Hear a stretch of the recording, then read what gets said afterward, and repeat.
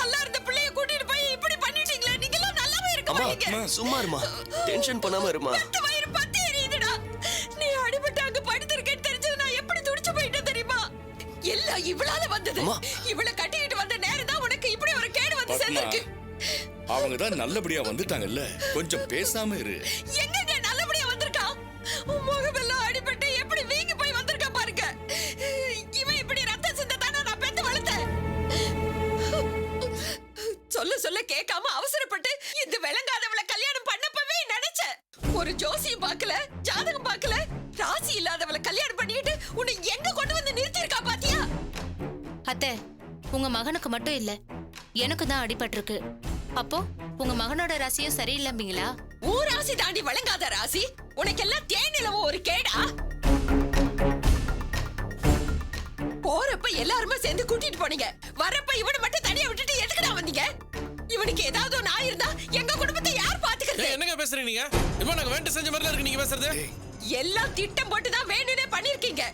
Tour போகணும்னு இவன் வந்து கேட்டானா? நீதானே பெரிய இவன் மாதிரி வந்து கூப்பிட்ட. தேவையில்லாம ஆர்ப்பாட்டம் பண்ணிட்டு இருக்காதீங்க. போன இடத்துல ஏதோ விதி எங்களுக்கு அடிபட்டுடுச்சு, அதான் நல்லபடியா திரும்ப வந்துட்டோம்ல. எப்படி இருக்கு, உடம்பு நல்லா இருக்கான்னு அமைதியா விசாரிக்கிறத விட்டுட்டு இவங்களை போய் தப்பு சொல்லிட்டு இருக்கீங்க. நீ ஏண்டி பேச மாட்ட? இவனை பெத்து வளர்த்து கஷ்டப்பட்டு ஆளாக்குனது நான். இவனை படிக்க வைக்கிறதுல ஆரம்பிச்சு வேலை வாங்கி தர வரைக்கும் நான் என்னெல்லாம் கஷ்டப்பட்டிருக்கேன் தெரியுமா? உலகத்துல இருக்கிற எல்லா பெத்தவங்களும் தான் பிள்ளைய கஷ்டப்பட்டு தான் வளர்க்குறாங்க.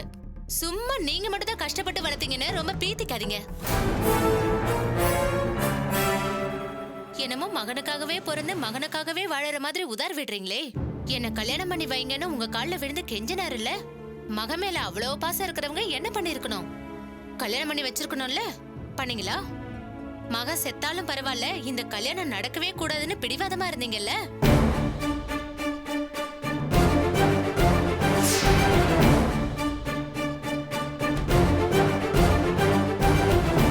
இப்ப வந்து மகனே மகனே உன்னை கஷ்டப்பட்டு வளர்த்தனான்னு ரொம்ப தான் உருகுறீங்க.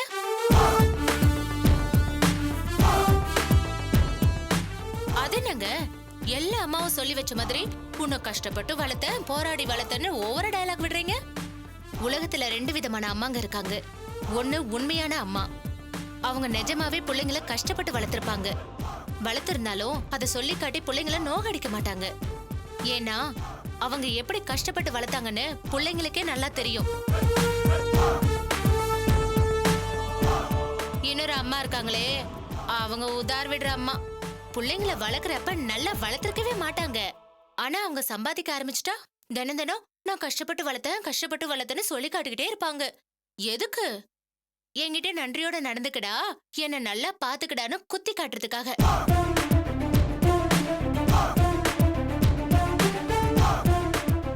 சொன்னாலும் சொல்லாட்டியும் நீங்க பட்ட கஷ்டத்தை நாங்க என்னைக்குமே மறக்க மாட்டோம். இனிமேலாவது இந்த மாதிரி போலியா நடிக்கிறத நிறுத்திடுங்க.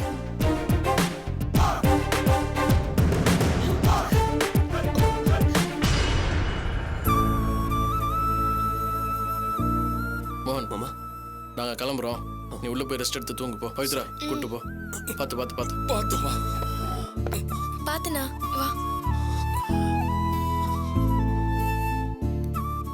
மாமா, நீங்க ஒன்றும் கவலைப்படாதீங்க, எல்லாம் சரியாயிடும்.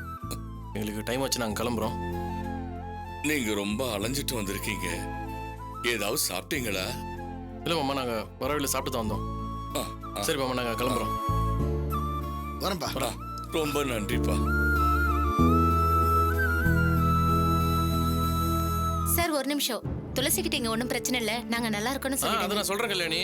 ஆனா நீ அத்தையை வெளுத்து வாங்கிட்ட. சூப்பர் போ. பின்ன என்ன சார், எப்ப பாரு மத்தவங்கள குத்த சொல்றதே வேலையை வச்சிருக்காங்க. ஐயோ கல்யாணி, நீ பேசுறதா கரெக்ட். உண்மையா நம்ம உதாரணமான்னு சொன்ன பத்தியா? அப்ப அத்தை முகத்துல ஈ அடவே இல்ல. சூப்பரா பேசுற கல்யாணி, இது எப்படியே மெயின்டைன் பண்ணிக்கோ. சரி, நீ போய் மோன பத்திரம் பாத்துக்கோ, நாங்க கிளம்புறோம். வாடா. சரி, போயிட்டு வாங்க. சரிடா, வந்த வேலை முடிஞ்சது. நான் அப்படியே ஒரு ஆட்டோ பிடிச்சு கிளம்புறேன். டேய், இப்பதான்டா ஊருக்கே வந்திருக்கிறோம், அதுக்குள்ள கிளம்புறேன்னு சொன்ன அர்த்தம். ஷாமல வேற ஃபோன் மேல ஃபோன் அடிச்சிட்டு இருக்காடா. ஆமா, நானே கேட்கணும்னு நினைச்சது. என்ன பிரச்சனை? அது ஏன்டா கேக்குற? வீட்டுல ஒரு பெருசு இருக்க. யார், உங்க அப்பாவா? அப்பா இல்லடா, மாமனார்ரா. அந்த மனுஷன் படுத்துற பாட்டுல என் மாமியார் அவர்கிட்ட கோச்சிக்கிட்டு எங்க வீட்டுக்கு வந்துட்டாங்களாம். இது என்னடா புது கதையா இருக்குது? வழக்கமா மக தான் கோச்சிக்கிட்டு அம்மா வீட்டுக்கு போன்னு கேள்விப்பட்டிருக்கேன். இங்க என்ன மாமியார் கோச்சிக்கிட்டு மக வீட்டுக்கு வந்துட்டான்ற? என் மாமனார் வீட்டுல எல்லாமே உள்டா தான்டா. கஞ்சா கடத்தல்னு அப்பெல்லாம் என் மாமனார் குடும்பத்தோட சட்டவிரோதமா தொழில் பண்ணி தர்றா. அதான் இப்ப எல்லாத்தையும் விட்டாரு. அதான்டா பிரச்சனை. அந்த மனுஷன் ஓவரா திருந்திட்டாரு. சாமி கும்பிடுறது, சாமியார்களை கூட்டு வந்து பூஜை பண்றது, பஜனை பாடுறது, கோயிலா சுத்தி சொத்தை அழிக்கிறதுன்னு ரகலை பண்ணின்னு இருக்கிறாராம். அதனால தான் என் மாமியாருக்கும் அவருக்கும் சண்டையா. புரியுது புரியுது. மனுஷன் ஓவரா திருந்தாலும் பிரச்சனை தான். சரி போய் பஞ்சாயத்து பண்ணு போ. சரி நான் கிளம்புறேன். டேய் ஷாம்ல வேலைக்கு போகணும்னு ஆசைப்படுறா. நான் போலீஸ்காரரு, நீ தான் சம்பாதிக்கிறது பத்தாத உனக்கு? டேய் சும்மா டைம் பாஸ்க்குடா. எனக்கு வேற எங்கேயும் வேலைக்கு அனுப்ப இஷ்டம் இல்லை. நீ தான் புதுசா ஆபீஸ் ஆரம்பிக்க போறல, அங்கேதான் வேலை கொடு. டேய் நாங்க பண்ண போறது ஷேர் பிசினஸ். ஷாம்லா வந்து என்ன பண்ணுவாங்க? ஷாம்லாக்கு ஷேர்ஸ் பத்தி எதாவது தெரியுமா? டேய் நீ சொல்லி கொடுத்தா உடனே பிக்கப் பண்ணி பாடா. ரொம்ப தான் பிசினஸ் மேன் மாதிரி பண்ற. உன் ஆபீஸ்ல தான் வேலை பாப்பா, அப்பாயிண்ட் பண்ணிக்க. சரி நான் எதுக்கும் பிரபாகர் கிட்ட ஒரு வார்த்தை கன்சல்ட் பண்ணிட்டு சொல்றேன்டா. சரி ஓகே நான் கிளம்புறேன்.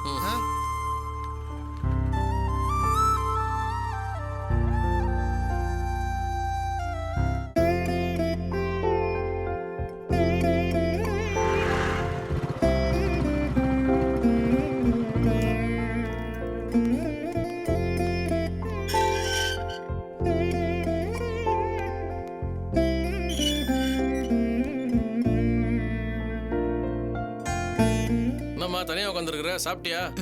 என்னப்பா கூப்பிட்டியா? ஆமாம்மா சாப்பிட்டியான்னு கேட்டேன். அடடே தமிழ் பிரமாதம்டா. மகன்னா இப்படிதான்டா இருக்கணும்.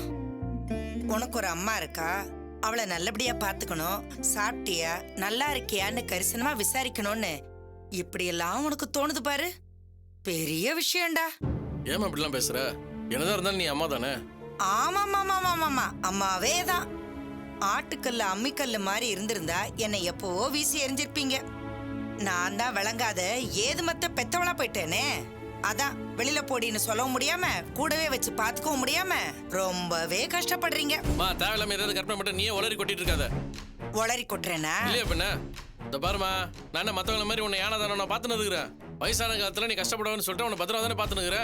இதை புரிஞ்சு அவன் நீ பேசுனுங்கிற. குடிமா குடிக்கும், தண்ணி கொண்டு வா. சரிங்க.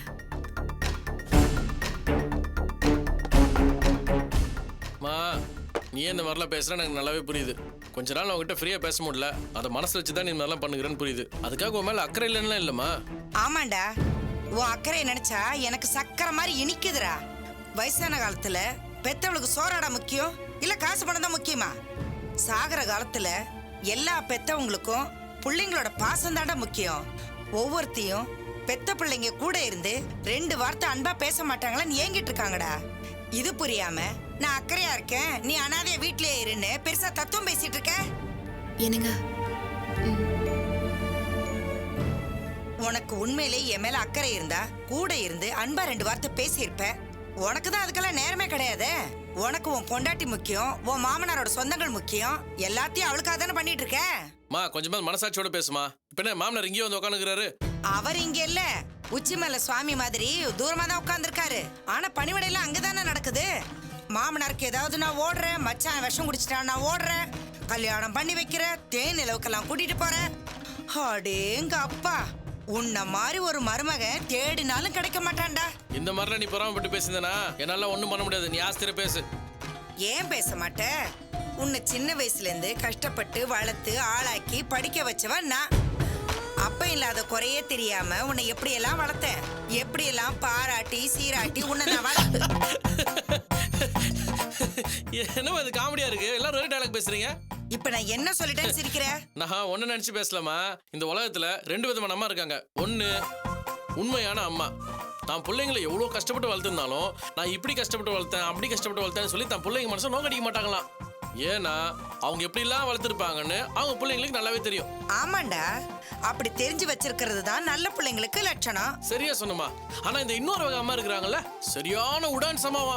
தான் பிள்ளைங்களை சரியா வளர்க்காட்டியும் நான் இப்படி வளர்த்தேன் அப்படி வளர்த்தேன் கஷ்டப்பட்டேன் கஞ்சி ஊத்துறான்னு இஷ்டத்துக்கு ரீல் விடுவாங்களாம். இப்படி சொல்லி காட்டுற அம்மாலாம் அம்மாவே இல்ல, சும்மா தானே. கல்யாணி இல்ல, அது கல்யாணி சுந்தரம். ஐயோ, என் ஃப்ரெண்டு கல்யாண சுந்தரம் சொன்னாமா. யார அந்த விளங்காதவன்? அது யாராவனா இருக்கட்டும், ஆனா அவ சொன்ன கருத்து கரெக்ட் தானே. உண்மையான அம்மா என்னைக்குமே தான் பட்ட கஷ்டத்தை வெளியே சொல்லி காட்டிக்கவே மாட்டான். நான் என் கஷ்டத்தை சொன்ன உனக்கு எகத்தாளமா இருக்கா? இல்லம்மா போதும் நிறுத்துறா. ஏத்தி விட்ட ஏனிய யார இப்ப மதிக்கிறீங்க? எட்டி தான் உதைக்கிறீங்க. அந்த அளவுக்கு நன்றி கெட்டு நாரி போயிருக்கட அந்த உலகம். உன்ன சொல்லி தப்பு இல்ல, வந்து சேர்ந்து இருக்கிறது அப்படி. ஏங்க இப்படி பேசுறீங்க? அத்தை எப்படி சங்கடப்படுறாங்க ஆ பாருங்க. அவங்க மட்டும் அப்படியே நல்லபடியா பேசிட்டு போறாங்க பாரு. சாப்பிட்டியான்னு கேட்டா கூப்பிட்டியான்னு சொல்லி கடுப்பேத்துறாங்க. அதான் நானும் என் பங்கு கலாச்சி விட்டேன். இப்படியே பதிலுக்கு பதில் ஒருத்தர் நோக்கடிச்சிட்டே இருங்க. இதெல்லாம் எங்க போய் முடியும் தெரியல. ஏய் குட்டிமா, ஏன் அப்படி சலிச்சுக்கிற? பின்ன என்னங்க, பிரபாகர் தான் மோகன் கிட்ட தப்பா நடந்துக்கிட்டானா? இப்ப அவனும் பதிலுக்கு அதே தான் பண்ணியிருக்கான். இப்படி மெச்சூரிட்டியே இல்லாம 2 பேரும் நடந்துக்கிறாங்களே, ரொம்ப வேதனையா இருக்குங்க. இதுக்கு தான் இந்த விஷயத்தை நான் ஃபோன்ல சொல்ல மாட்டேன்னு சொன்னேன். அவங்களுக்குள்ள பெருசா இந்த பிரச்சனையும் இல்லை. எப்படி சமாதானம் ஆயிடும், நீ கண்டுக்காம விட்டுரு. எப்படிங்க கண்டுக்காம விடுறது? தம்பிங்க ஒருத்தர் எதிரியா நினைச்சு மோதிக்கிறாங்கன்னா பதறாம எப்படிங்க இருக்க முடியும்? 2 பேரும் நல்லா படிச்சவங்க, இப்படியே குழந்தைத்தனமா நடந்துப்பாங்க? மோகனை கம்பேர் பண்ணுவோம் பிரபாகர் எவ்வளோ பெட்டர். இந்த மாதிரி பிரச்சனை ஆயிடுச்சுன்னு தெரிஞ்ச உடனே எல்லாத்தையும் மறந்துட்டு பிரபாகர் தான் ஹெல்ப் பண்ணணும்னு உடனே வந்தாரு. இதை மோகன் புரிஞ்சிக்காம கண்டபடி திட்டி விட்டு பிரச்சனை இன்னும் பெருசு பண்ணிட்டான். அப்ப பிரபாவால பிரச்சனை, இப்ப இவனால பிரச்சனை. இப்படி மாறி மாறி சண்டை போட்டுட்டு இருந்தாங்கன்னா காலத்துக்கும் எப்படிங்க சமாளிக்கிறது? அவங்க ஒன்றும் ஜென்ம விரோதிகள் கிடையாது, காலம் முழுக்க அடிச்சுக்கிறதுக்கு. ஒரு சின்ன ஈகோ கிளாஷ் தான். 2 பேரும் தனித்தனியாக உட்கார வச்சு பேசணும்னா பிரச்சனையை சால்வ் பண்ணிடலாம். தீபா கால் பண்றா. என்னாச்சுன்னு விசாரிக்க தான் ஃபோன் பண்ணிருப்பா. நீங்களே பேசுங்க. ஹலோ சார், நான் தீபா பேசுறேன். சொல்லு தீபா. சார், அங்க ஹாஸ்பிட்டல்ல என்னதான் சார் பிரச்சனை? கொடைக்கானல் போயிட்டு திரும்பி வந்ததுல இருந்து என்னமோ மாதிரி இருக்காரு. என்னவோ மாதிரினா? எதை கேட்டாலும் பதிலே பேச மாட்டேங்கிறாரு சார். மூஞ்சி தூக்கி வச்சுட்டு கோவமா இருக்காரு. நான் நல்லா திட்டி விட்டுட்டேன். அங்க என்னதான் சார் பிரச்சனை? திரும்பவும் மோகனோட சண்டையா? இல்ல இல்ல தீபா, பிரபாகரனால எந்த பிரச்சனையும் இல்ல. மோகன் தான் கோவப்பட்டு கண்டபடி பேசி பிரபாகர் நோக்கடிச்சு அமிச்சிட்டான். மோகனா பிரச்சனை பண்ணாரு? ஆமா தீபா, பிரபாகர் காம்ப்ரமைஸ்க்கு வந்தாலும் அவன் ஒத்துக்கல. உன் ஹெல்ப் எனக்கு தேவையில்ல, வெளியே போடான்னு மோகன் ரொம்ப ரஃபா பேசி அமிச்சிட்டான். பிரபாகர் பாவம் ரொம்ப அப்செட் ஆயிட்டாரு. மோகன் பேசுனது எனக்கு ரொம்ப சங்கடமா இருந்துச்சு. பாவம் பிரபாகர் ஒரு மாதிரி நொந்து போய் தான் கிளம்புனாரு. என்ன சார் இது? இவர் தான் பிரச்சனை பண்ணிட்டு வந்திருப்பாருன்னு நான் வேற அவரை திட்டி விட்டுட்டேனே. தீபா அவர் மேல எந்த தப்புமே இல்ல. ஆக்சுவலா அவர் ஹெல்ப் பண்ண தான் வந்தாரு. மோகன் அவரை புரிஞ்சிக்காம கண்டபடி பேசி அமிச்சிட்டான். இப்ப நீ வேற அவரை திட்டி இருக்கிற. இல்ல சார், அவரை என்ன கேட்டாலும் பதிலே பேசாம சைலண்டா இருந்தாரு. நான் என்னதான் நினைக்கிறது? ஏன் தீபா, என்கிட்ட ஒரு ஃபோன் பண்ணி கேட்டுக்கலாம்ல? அவசரப்பட்டு திட்டிட்டு இப்ப ஃபோன் பண்ற? ஐயோ, இப்ப என்ன சார் பண்றது? அவர் வேற என் மேல கோவமா இருக்காரு. தெரியாம பேசிட்டா விடுங்கன்னு சொல்லி சமாதானம் பண்ணு. ஒன்னும் பிரச்சனை இல்ல, பிரபாகர் தானே, கூல் ஆயிடுவாரு. சார், நீங்க அவர்கிட்ட பேசுறீங்களா?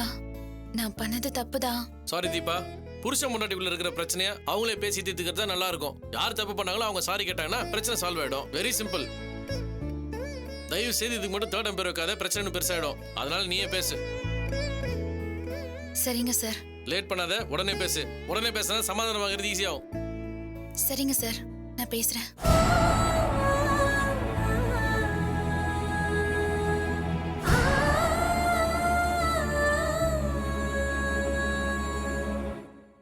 தீபா, இப்ப நீ வருத்தப்பட்டு என்னமா பிரயோஜனம்?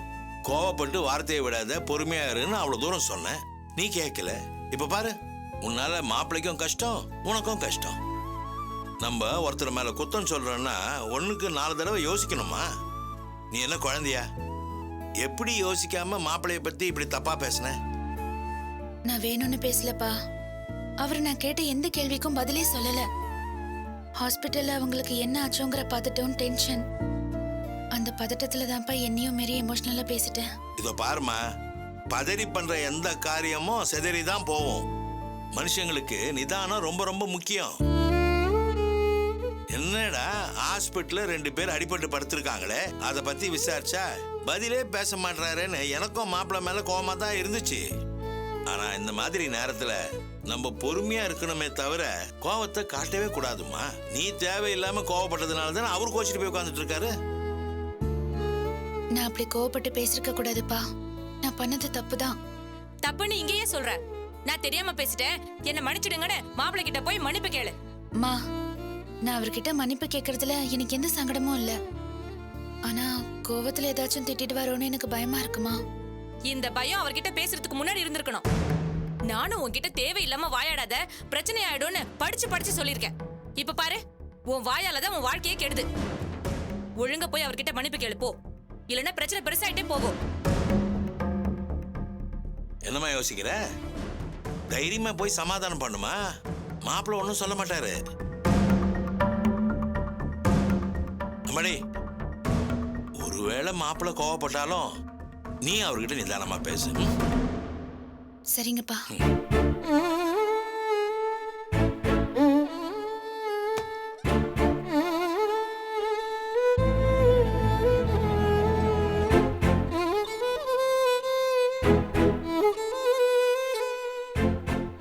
சாரிங்க. உண்மை என்னன்னு தெரிஞ்சுக்காம நான் கொஞ்சம் அவசரப்பட்டுட்டேன். நான் உங்ககிட்ட அப்படிலாம் பேசிருக்க கூடாது. மோகன் என்னை இன்சல்ட் பண்ணிட்டான்னு நீங்க வந்ததுமே சொல்லிருக்கலாம்ல. நான் இப்பதான் தமிழ் சாருக்கு ஃபோன் பண்ணேன். அவர் தான் அங்க நடந்ததெல்லாம் சொன்னாரு. நீங்க மூட் அவுட்டா வந்திருப்பீங்கன்னு சத்தியமா தெரியாதுங்க. தெரிஞ்சிருந்தா நான் பேசிருக்கவே மாட்டேன். உங்களுக்கு ஏதாச்சும் ப்ராப்ளம்னா வெளிப்படையா பேசுங்க. ஏன் உள்ளுக்குள்ள வச்சு புழுங்குறீங்க? இங்க பாருங்க, நான் உங்க ஒய்ஃப். என்கிட்ட மனசு விட்டு பேசுறதுல உங்களுக்கு அப்படி என்னங்க பிரச்சனை? நீங்க இப்படி பேசாம இருக்கிறது எவ்வளவு கஷ்டமா இருக்கு தெரியுமா? அப்பவும் நீங்க எதுவும் பேசலங்கிறதுனால தானே நான் டென்ஷன் ஆனேன். நீங்க பதில் சொல்லியிருந்தா இந்த பிரச்சனையே வந்திருக்காது. எல்லாம் உங்களால தாங்க. Shut up your bloody mouth! Bloody nonsense. என்ன நினைச்சுக்கிட்டு இருக்க நீ? எல்லா தப்பு நான் தான் பண்ணிட்டு இருக்கேனா? நான் தான் ப்ராப்ளமா? என்ன பார்த்தா உனக்கு எப்படி தெரியுது? நான் என்ன ரவுடியா, புரிக்கியா, ரோட்ல சண்டை போடுற தேர்ட் ரைட் கிரிமினலா? ஐயோ என்னங்க? எந்த தைரியத்துல நீ எல்லாம் எனக்கு அட்வைஸ் பண்றீங்க? ஏங்க இப்படி கத்துறீங்க? அப்பா அம்மா வெளிய இருக்காங்க, கேட்டு போகுது. அவங்களுக்கு கேட்க கூடாது, இவ்வளவு லவுடா பேசிக்கிட்டு இருக்க. உன்னை பொறுத்த வரைக்கும் பிரபாகர் ஒரு செல்ஃபிஷ், மத்தவங்களை கஷ்டப்படுத்த பிறந்தவன். எனக்கு மத்தவங்களை மதிக்க தெரியாது, மரியாதையா நடந்துக்க தெரியாது. அப்படிதான் நினைச்சுக்கிட்டு இருக்க? ஐயோ இல்லங்க, அது கோவத்துல சொன்னது. உனக்கு கோவம் தான் நீ என்ன வேணாலும் பேசுவேன். நான் சைலண்டா இருக்கணும். நான் பிகினிங்ல இருந்து பாத்துக்கிட்டு இருக்கேன். ஒரு ஹஸ்பண்ட யாரும் இந்த அளவுக்கு கேவலமா ட்ரீட் பண்ணிருக்க மாட்டாங்க. அந்த அளவுக்கு என்ன கேவலமா ட்ரீட் பண்ணிருக்கேன். உன்னை பொறுத்த வரைக்கும் நான் ஒரு மனுஷனே கிடையாது. ஐயோ இல்லங்க, நான் அப்படி எல்லாம் நினைக்கல. என்ன பார்த்து நீ மனுஷ ஜென்மமே இல்லைன்னு சொல்றியா இல்லையா? மேரேஜ் ஆகி இத்தனை நாள் ஆச்சு, ஒரு நாள் ஒரு வார்த்தையை என்ன பாராட்டி பேசிருக்கியா? எப்ப பாரு என்ன கிரிட்டிசைஸ் பண்றது, நோஸ் கட் பண்றது, மத்தவங்கிட்ட போய் என்ன தப்பு தப்பா கம்ப்ளைண்ட் பண்றது, இதான் பண்ணிட்டு இருக்க. நான் சந்தோஷப்படுற மாதிரி நீ ஒரு நல்ல ஒய்ஃபா என்னைக்குமே இருந்தது கிடையாது. ஒரு தேர்ட் ரைட் கிரிமினல்ல கூட ஒய்ஃப் நல்லா பாத்துப்பா. ஆனா நீ, நான் நின்னா தப்பு, நடந்தா தப்பு, பேசினா தப்பு, பேசலனா தப்பு, தப்பு தப்பு தப்பு, என் பேரை கெடுக்கிறதுக்கு எல்லாம் பண்ணிட்டு இருக்கேன். உன்ன மாதிரி ஒரு மோசமான ஒய்ஃப் எனக்கு அமைவா நான் சத்தியமா எதிர்பார்க்கல.